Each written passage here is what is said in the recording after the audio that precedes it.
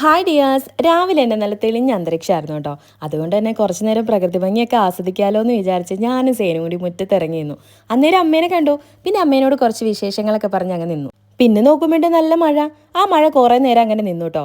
പിന്നെ നമുക്കിന്ന് വളപ്പിന്നേ passion fruit കിട്ടിയിട്ടുണ്ട് 2 അതങ്ങ് കഴിക്കാമല്ലോ എന്ന് വിചാരിച്ചിട്ട് മുകളിലായിട്ട് കുറച്ച് പഞ്ചസാരയൊക്കെ ഇട്ടിട്ട് സ്പൂണിൽ ഇങ്ങനെ കോരി കഴിക്കണത് എനിക്കിഷ്ടമാണ്. ഞാനും ഉമ്മച്ചും കൂടി കഴിച്ചു കേട്ടോ.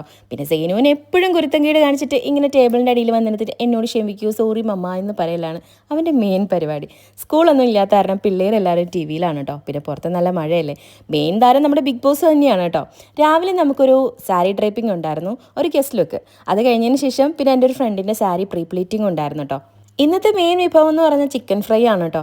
ചിക്കൻ ഫ്രൈ ഉണ്ടാക്കുന്നതിന് മുന്നേയായിട്ട് ഓയിൽ ചൂടായി കഴിയുമ്പോൾ അതിനകത്തേക്ക് കുറച്ച് വേപ്പില പൊട്ടിച്ച് ഇതേപോലെ ഇട്ട് കഴിഞ്ഞാൽ അത് അടി പിടിക്കില്ല എന്ന് പറയും കേട്ടോ.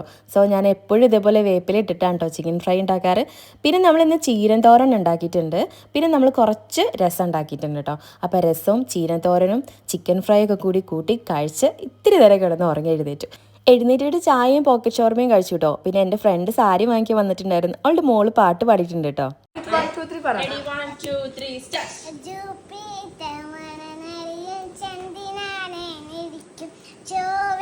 നെയ്നുകുട്ടിയുടെ പാട്ട് കേട്ടിട്ട് ഉറങ്ങിയതാണോ അതോ ഈ പ്രേതത്തിനെ കണ്ട് ബോധം കെട്ടതാണോ എന്നറിയില്ല. സെയിലും അവിടെ ഉറങ്ങുന്നുണ്ടായിരുന്നു.